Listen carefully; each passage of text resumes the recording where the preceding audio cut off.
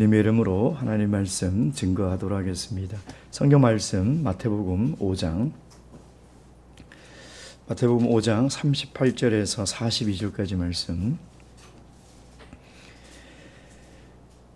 마태복음 5장 38절에서 42절까지 저와 함께 교도하도록 하겠습니다. 제가 먼저 읽겠습니다.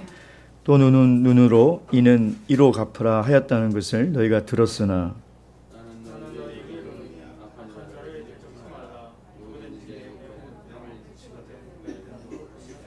또 너를 송사하여 속옷을 가지고자 하는 자에게 겉옷까지도 가지게 하며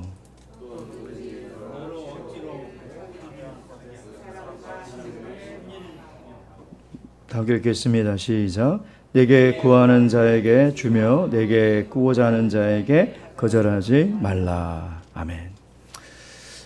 올 1월에 인천 어느 도로에서 있었던 일입니다. 앞차가 조금 천천히 가니까 뒤에 있던 차가 크락션을 막 울리고 상향등을 켜면서 이렇게 위협 운전을 한 것이죠. 그래도 앞에 있는 차가 운전이 미숙한지 어려움이 있었어요. 근데 뒤에 있던 차가 아주 급하게 앞으로 끼어들더니 멈춰서는 거죠. 그래서 이제 결국은 그 운전자 둘이가 내려서 말다툼이 도로에서 벌어졌는데, 앞에 이렇게 보복 운전을 한 이 운전자가 자기 차로 가더니 갑자기 총을 꺼내서 나오는 거예요. 상대방이 얼마나 무서웠겠습니까? 진짜 총처럼 보였는데, 경찰에 신고를 해서 경찰에 와서 보니까 가스총이었던 거죠. 그래도 얼마나 그 순간 놀랐겠습니까? 사실 이 보복운전이라는 이 말은 몇 년 전만 하더라도 없던 단어죠. 근데 이것이 점점 이제 보복운전이라는 이 말이 우리 사회에 굉장히 많이 이제 통용하게 된 것입니다. 변호사들도요, 이 보복운전에 의한 고소고발만 전문으로 하는 변호사들이 따로 있을 정도예요. 굉장히 빈번하게 우리 사회에 일어나고 있다는 겁니다. 과거에는 보복 폭행이나 보복 살인 같은 말들은 들어봤지만, 보복 운전은 참 생소한 단어이지만 사실 굉장히 많이 우리 생활에 일어나고 있다는 것이죠. 그러니 이제 운전자들이 가끔 그 뒷유리에 초보 운전자들이 이렇게 붙이고 다니는 그런 문구를 보면요, 참 위트가 넘치고 웃음이 나오지만 또 한편으로는 씁쓸한 마음이 들 때가 있어요. 어떤 40대 아주머니가 초보 운전인데 뒤에 이렇게 붙여놨더라고요. 저 집에서 밥 해놓고 나왔어요. 하도 남자 운전자들이, 여성 운전자들이 조금만 운전을 서툴러도 그냥 해대는 소리들이 있잖아요. 그러죠? 또 어떤 여성 운전자는 이렇게 붙여놨더라고요. 저 당황하면 후진할 줄 몰라요. 얼마나 무서우면 그런 문구를 붙이고 다니겠냐 이 말이에요. 지금 우리 대한민국은 분노와 보복, 복수가 컨텐츠가 됐어요. 우리 사회가 분노를 참지 못해요. 믿는 사람들도 똑같아요. 그리고 그 마음에 보복을 하려는 것을, 그 감정을 다스리지 못해요. 참 세상이 어떻게 돌아가는지 상상할 수도 없는 그런 보복들이 일어났죠. 오죽했으면 그 멀쩡한 신사도 운전대만 잡으면 이상하게 헐크로 변해요. 멀쩡한 사람도 운전만 하면 막 입이 거칠어지고, 어떤 이 사람이 일요일날 주일날 이제 교회를 가려고 하는데 앞차가 막 난폭운전을 하더래요. 서로 막 욕을 그냥 막 싸우고 교회 주차장 갔더니 그 교회 집사들이에요. 이런 일이 비일비재해요. 비일비재. 위에서 층간소음이 있으니까 그거 보복하려고 해요. 무슨 스피커 그다음에 무슨 고무망치 불티나게 팔립니다. 예.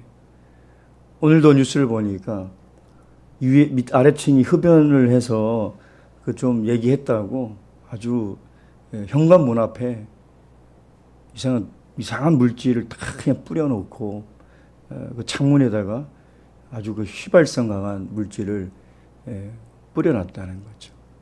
그만큼 우리 사회가 지금 이 보복의 감정을 다스리지 못하고 복수하고 보복하는 그런 사회로 되어가고 있다는 것이죠.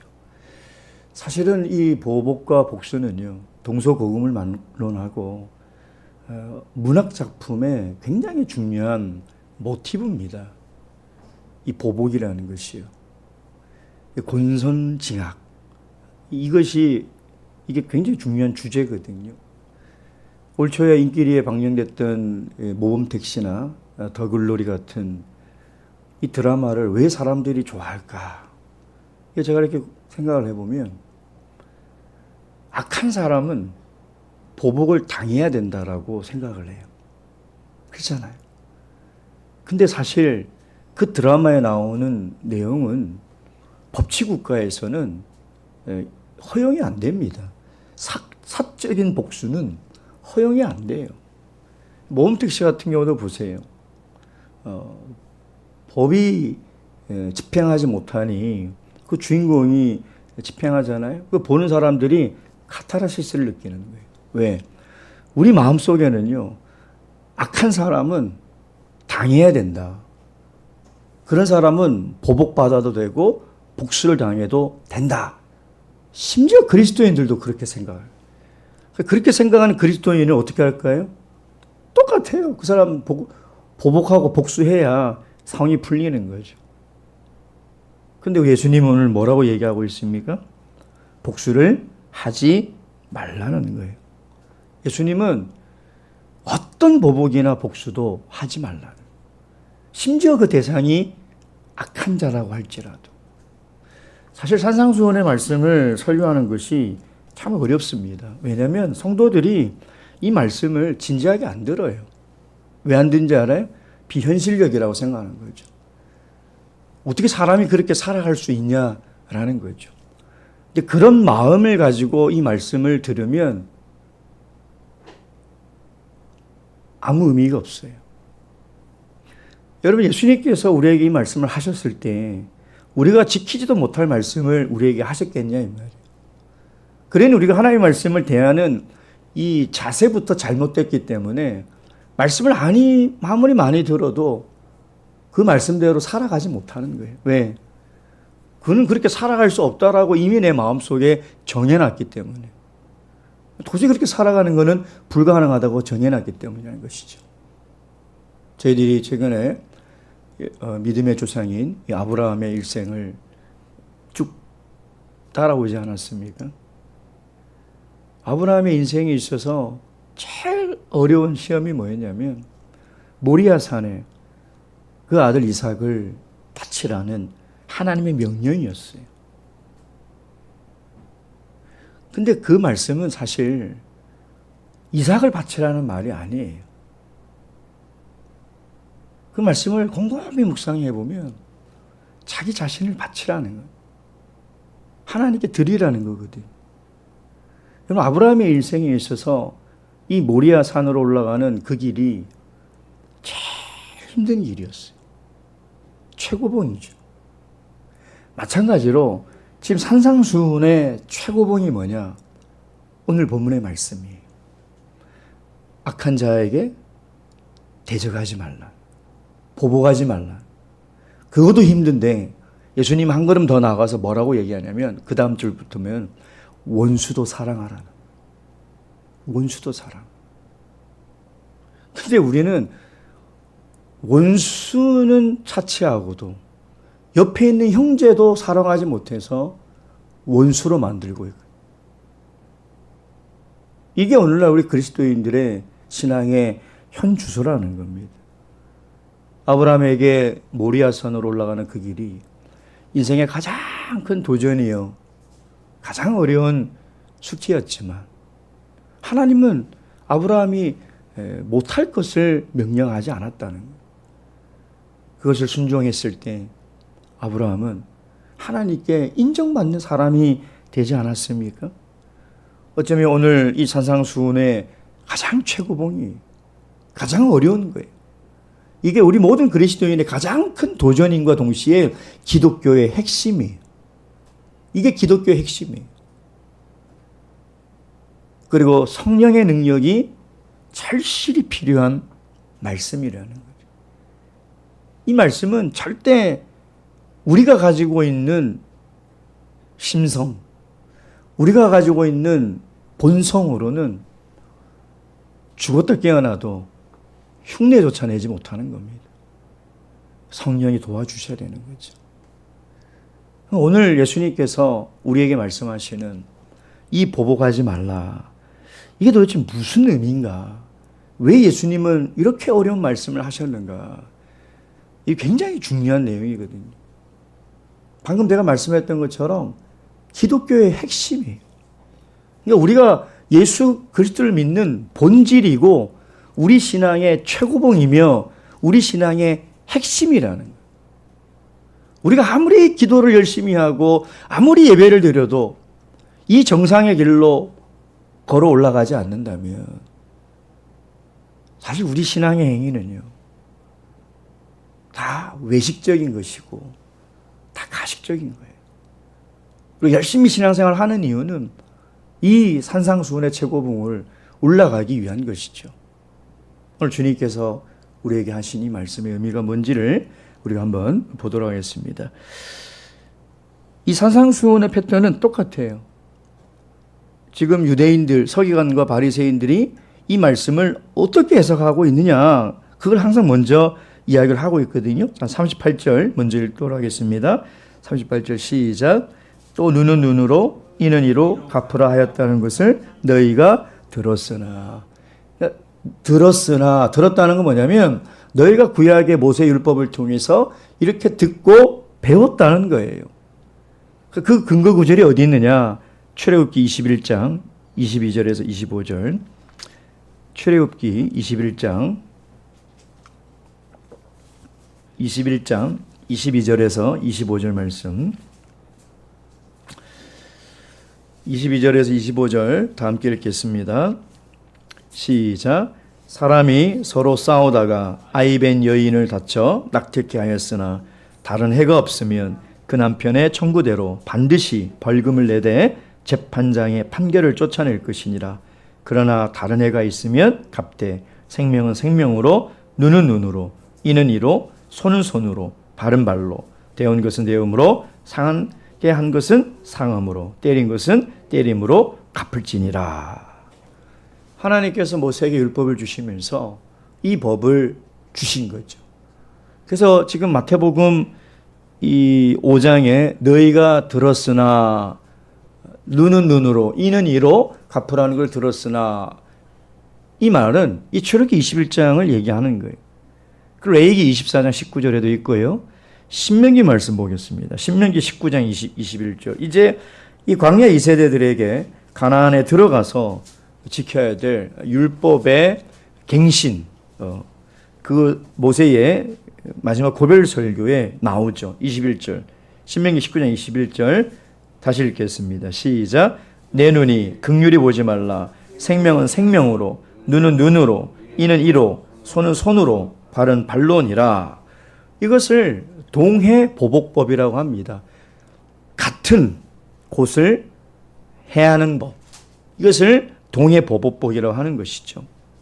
근데 학자들은 예수님 당시에 또 그러면 유대인들도 눈은 눈으로 이는 이로 그렇게 보복을 했는가? 그렇지는 않다라고 합니다.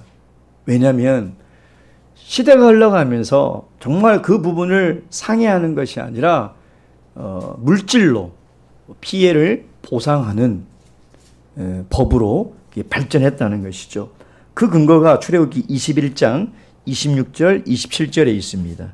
출애굽기 21장 26절 27절 다 함께 읽겠습니다. 시작. 사람이 그 남종의 한 눈이나 여종의 한 눈을 쳐서 상하게 하면 그 눈 대신에 그를 놓을 것이며 그 남종의 한 이나 여종의 한 이를 쳐서 빠뜨리면 그 이 대신에 그를 놓을지니라. 자, 여기까지 예수님 당시에 유대인들에게 너희가 들었으나 라는 것을 그대로 보면 하나님이 보복을 허용한 것이죠. 네가 눈을 다쳤느냐? 그러면 가서 그 눈을 해야라는 거예요. 보복을 하라는 거예요. 근데 우리가 가만히 생각해 보면 왜 하나님이 보복을 하고 복수를 하라고 했을까 이 말이에요. 근데 하나님이신 예수님은 오늘 분명히 다시 산상수훈의 말씀에서 보복을 하지 말라는 거거든요. 악한 자를 대적하지 말라고 이야기하는 것이거든요. 그렇다면 구약시대의 모세율법을 통해서 주신 하나님의 율법의 의도가 무엇인지를 우리는 먼저 파악해야 된다는 것입니다. 정말 하나님이 이스라엘 백성들에게 눈은 눈으로 이는 이로 보복하라고 주셨냐 이 말이에요. 여러분, 우리가 아이들을 키울 때 친구에게 한 대 맞고 오면 엄마들이 속상하니까 그러죠. 야, 너는 가서 2대 때리고 와. 왜 그런 말을 할까요? 인간은 감정을 가진 동물이에요. 다시 얘기하면 내가 한 대 맞으면 가서 딱 한 대만 못 때리고 와요. 그런 경험 없습니까? 절대 한 대 못 때리고 와요. 내가 오른 눈이 상했으면 오른 눈만 상하고 올까요? 인간은 절대 그럴 수 없는 존재라니까요. 감정이 있어서 그보다 더하게 상하게 하거나 때리고 오는 것이 인간이지, 내가 이 한 개 부러졌다고 가서 이 한 개만 턱 때리고 오는 인간은 아무도 없어요. 그럴 수가 없다는 거예요. 그래서 하나님은 이 인간의 죄성을 너무나 잘 알고 있어요. 인간은 절대 한 대 맞았다고 가서 한 대 못 때리는 존재라는 거예요. 반드시 2대 이상 때려야 돼요. 그게 인간이에요. 그럼 2대 맞은 놈은 가만히 있을까요? 와서 4대가 아니라 10대 이상 때려야 돼요. 인간은 대로 받았으면 말로 갚아야 직성이 풀리는 게 인간이에요. 그게 인간이에요. 하나님 그거 모를까요? 그러면 도대체 하나님이 왜 눈은 눈으로 이는 이로 하라고 이런 율법을 주셨느냐 이 말이에요. 여러분, 하나님이 정말로 눈 한 대 맞았으니 가서 눈을 한 대만 쳐라? 이 말일까요? 아니면 너 눈 한 대 맞았으면 가서 절대 한 대 이상 때리지 마라. 2대 때리지 마라. 라는 걸까요? 때리지 말라는 거예요. 보복하지 말라는 거예요. 이 법을 주신 하나님의 원래 의도와 목적은 너희가 감정을 가진 동물이니까 너희들 절대 그렇게 할 수가 없다. 사람이 한 대 맞았는데 감정이 분이 올라가 있는데 어떻게 가서 딱 한 대만 딱 때리고 오냐 이 말이에요. 그렇게 못하니 눈은 눈으로, 이 말은 뭐냐면 한 대 이상 때리지 마라. 즉 보복하지 말라는 거예요. 하나님은 그런 의도로 주신 거예요. 근데 유대인들은 예수님 당시에 이 법을 어떻게 해석했느냐, 이것을 하나님은 이 법을 축소한 거예요. 때리지 말라. 근데 이것을 확장해 버린 거죠. 무슨 얘기냐? 하나님은 때리지 말라는 의도로 이 법을 줬는데 유대인들은 이것을 개인이 보복하고 복수할 수 있는 권리로 해석을 하는 거예요. 아, 가서 내가 복수해도 되구나. 하나님이 보복하라고 하지 않았느냐? 복수해도 되구나. 라는 것으로 확대 해석을 해서 적용하며 살아가고 있는 시대가 예수님의 시대라는 거예요. 더 중요한 것은요, 구약의 이 법은 절대 개인에게 준 것이 아니에요. 아까 우리가 읽었던 출애굽기 21장도 보세요. 재판관에게 준 거예요. 이게 무슨 말이냐?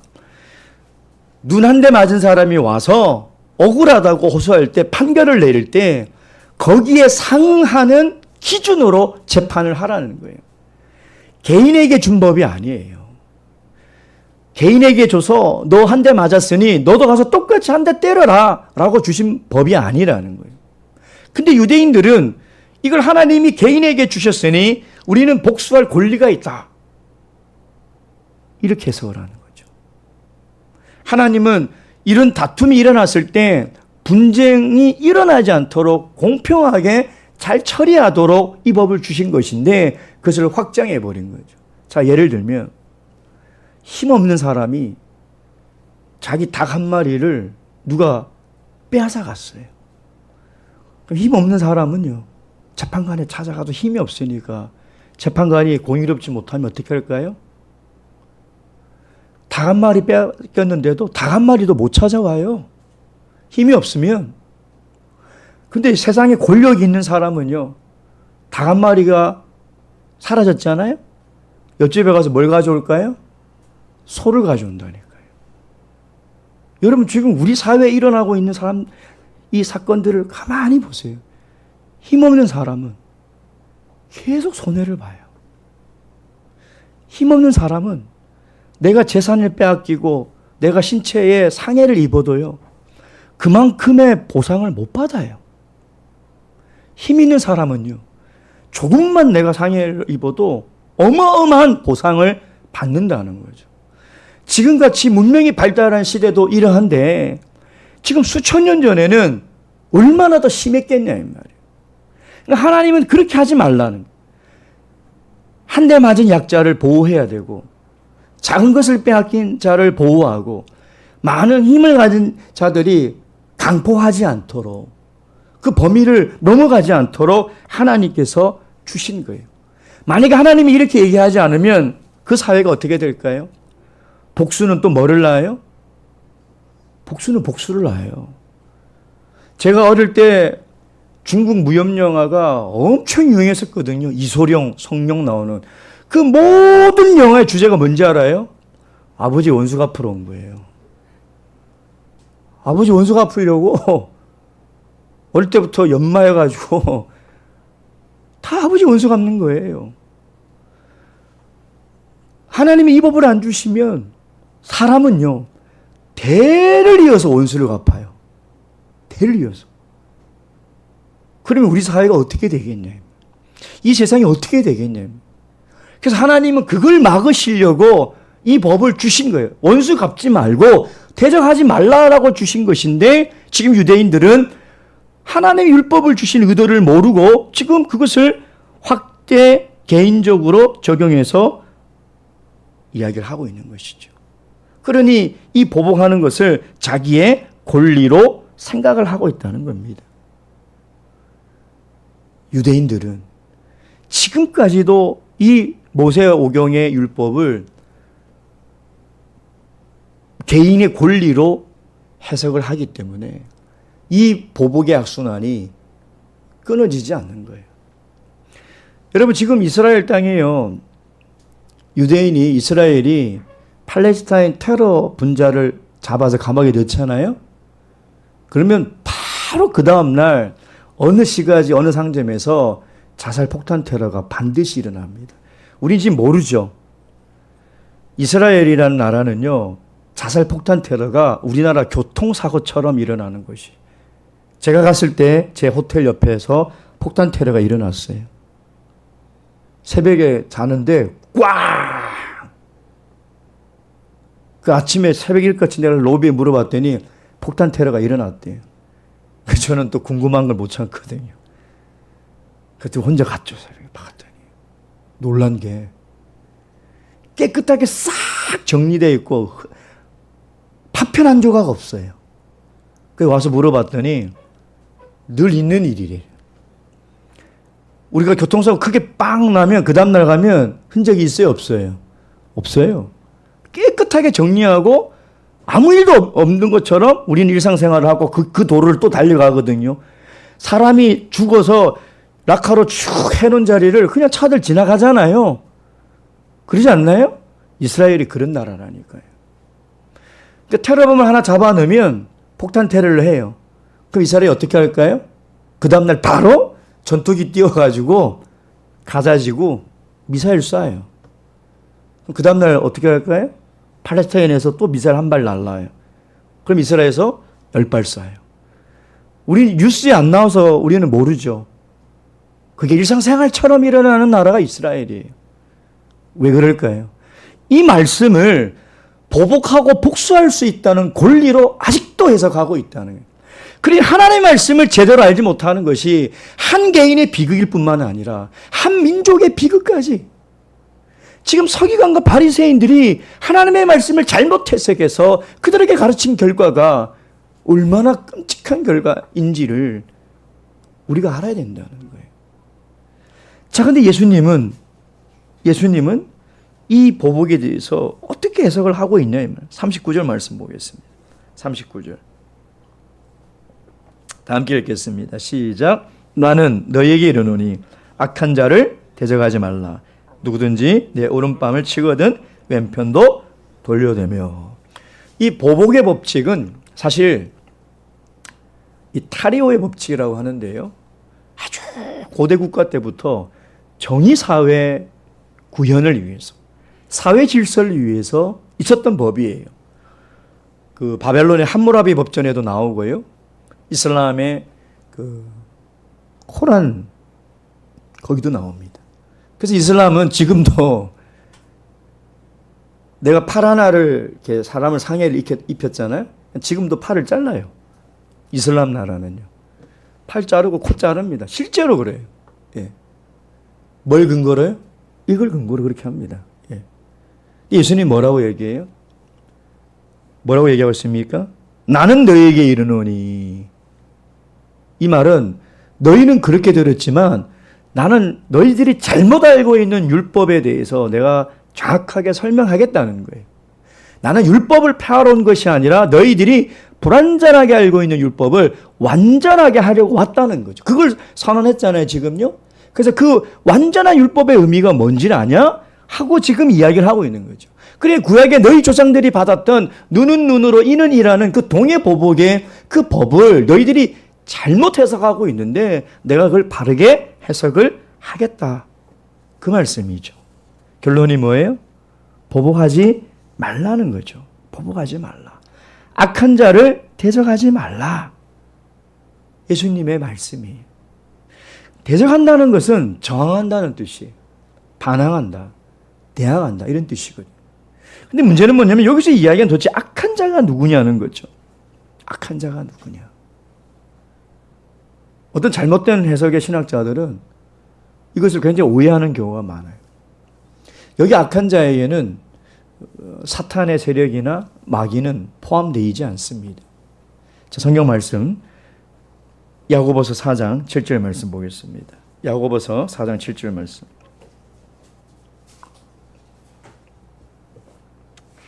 야고보서 4장 7절 다 함께 읽겠습니다. 7절 시작. 너희는 하나님께 순복할지어다. 마귀를 대적하라.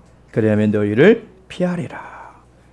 악한 자를 대적하지 마라라고 했다고 사탄에게도 마귀에게도 대적하지 말아야 되는가? 그거는 절대 아니에요. 여기서 악한 자라는 것이 도대체 누군가? 뉴 잉글리시 버전에 보면 이렇게 되어 있습니다. 너희에게 잘못한 사람. 굿 잉글리시 버전에 보면 또 이렇게 되어 있습니다. 너희에게 잘못하는 누군가에게 복수하지 마라. 너희에게 잘못한 사람이 누군가? 그게 바로 오늘 39절부터 나오는 오른뺨을 때리는 사람, 오리를 가져가는 사람, 겉옷까지 달라고 하는 사람, 돈을 구워달라고 하는 사람들이라. 그래서 이 악한 사람이 누군지를 예수님이 구체적인 예를 들어서 설명을 하고 있는 거죠. 근데 이 악한 자라는 이 신약 성경의 이 단어가 어떻게 쓰였는지를 용례를 제가 쭉 찾아봤어요. 왜냐하면 이것을 이해를 못하면 이 구절에 대해서 굉장히 오해를 많이 하고요. 이 구절만큼 논쟁이 많은 구절이 없어요. 이 구절만큼 잘못된 해석을 해서 잘못된 결과를 맞는 또 구절도 없어요. 굉장히 사실은 이해하기도 쉽지가 않고 논쟁이 많은 구절이죠. 근데 약한이라고 번역된 성경 구절을 이 사복음서에서 제가 찾아보니까 마태복음 6장 23절, 마태복음 6장 23절,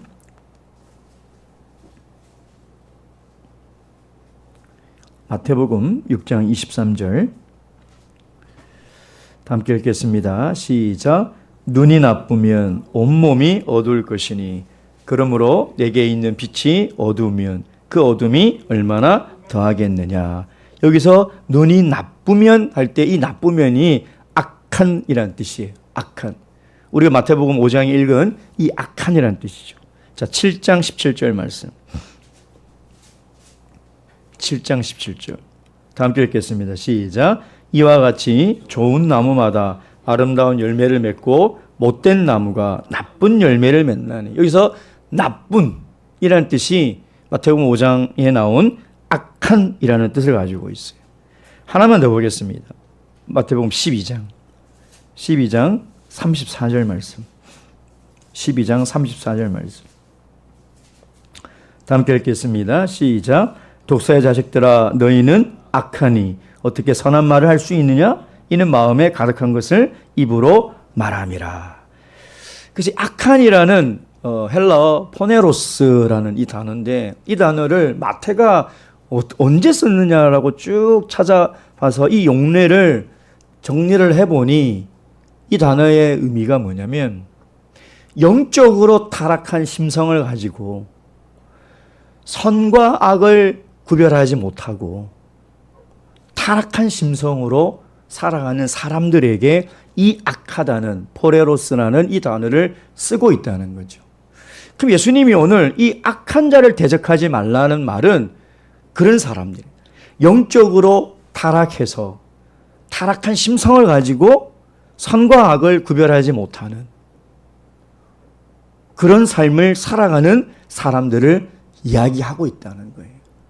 제가 왜 이 말씀을 이 시간에 이렇게 드리냐면 이제 앞으로 다음 주부터 예수님이 구체적으로 예를 드는 이 네 가지 유형의 사람들을 쭉 살펴볼 거예요. 근데 오늘 이 악한 사람의 의미가 뭔지를 이것을 오해를 하면 이 말씀을 우리가 잘못 해석하는 경우가 참 많다는 거죠. 그 대표적인 사람이 누구냐면 19세기 러시아의 대문호 톨스토이가 그런 경우예요. 톨스토이는 문학가, 소설가인과 동시에 사회운동가예요. 사회운동가. 그가 내가 믿는 믿음이라는 책이 있어요. 거기에 어떤 내용이 나오냐면 내가 산상수훈의 말씀을 통해서 예수님의 이 말씀을 들었을 때 나는 예수님이 이것을 빈말로 하지 않으시고 이것을 그대로 지키라는 것을 깨달았다. 그래서 이 톨스토이는 사회를 개혁할 때 죽을 때까지 뭐라고 주장하냐면 우리는 이 말씀을 실천해야 된다. 그래서 절대 국가에 경찰을 두면 안 되고 군대를 두면 안 되고 판사를 두면 안 된다. 왜? 그들은 다 악한 자를 대적하기 위해서 정부가 국가가 만든 단체이기 때문이라는 거예요. 이것이 톨스토이의 주장이고 사상이에요. 그 근거가 뭐냐? 오늘 이 구절이에요. 마태복음 5장 39절을 근거로 그렇게 주장을 하고 있는 거죠. 근데 그것이 그 사람의 이 주장이 누구에게 영향을 미치느냐? 인도의 간디. 이 사람이 영향을 미쳐요. 이 사람이 영국에서 유학을 할 때 산상수훈의 강해를 듣습니다. 이 간디가. 그러다가 남아프리카로 넘어가서 톨스토이가 쓴 작품 하나님의 나라는 내 안에 있다라는 책을 읽어요. 거기에 뭐가 나오냐면 그 내용이 나오는 거예요. 그 내용이. 그래서 그가 고향으로 돌아가서 그가 톨스토이의 사상을 내가 실천해야 되겠다라고 시작한 것이 비폭력, 무저항주의예요. 그러니 이 말씀 하나를 잘못 해석해서 그것이 지금도 얼마나 이 영향을 미치고 있는지를 우리가 잘 알아야 된다는 거예요. 그래서 이 말씀이 의미하는 정말 본질이 뭐고 예수님이 왜 이렇게 비현실적인 것처럼 들리고 우리가 도저히 지킬 수 없을 것 같은 이 말씀을 주셨는지에 대한 예수님의 의도와 본질을 모르면 제가 서론을 말씀드렸던 것처럼 우리 그리스도인들은 산상수훈은요 쳐다도 안 봐요. 쳐다도 안 봐요. 왜? 이미 내 마음속에 나는 그걸 지킬 수 없다라고 이미 포기해버린 거죠. 그런 사람이 무슨 믿음이 있겠습니까? 하나님에 대한 바른 이해가 없는 사람이에요. 그렇다면 하나님이 왜 이런 말씀을 주셨을까라고 이 말씀을 붙들고 씨름하고 기도해야 돼요. 하나님께서 반드시 깨달음을 주신다니까요. 이 말씀을 주시는 의미가 뭔지를 다시 얘기하지만 산상수훈의 이 말씀은 기독교의 핵심이에요. 우리가 기독교를 믿으면서도 기독교의 핵심이 뭔지도 모르고 있다면 우리가 기독교의 신자면서 기독교의 핵심을 실천하지 못한다면 이게 심각한 문제 아니겠습니까? 기독교의 핵심 메시지를 우리가 오해하고 살아간다면 이것 또한 안 될 일이라는 거죠. 그래서 오늘 이 첫 시간 산상수훈의 가장 어려운 말씀인 이 말씀을 이제 다음 시간에 제가 설명을 할 때 이 말씀을 여러분의 마음속에서 잘 정리가 돼야 돼요. 이게 정리가 안 되면 다음 시간에 우리가 이 말씀을 아무리 상고해도요. 그냥 나한테 하는 소리가 아니에요. 얼마나 안타깝습니까? 그래서 오늘 이 예수님께서 말씀하신 악한 자를 대적하지 말라. 이 구체적인 그 예들을 통해서 예수님께서 우리에게 하신 그 교훈의 의미가 뭔지를 다음 시간에 계속 이어서 함께 살펴보도록 하겠습니다. 묵도하시겠습니다.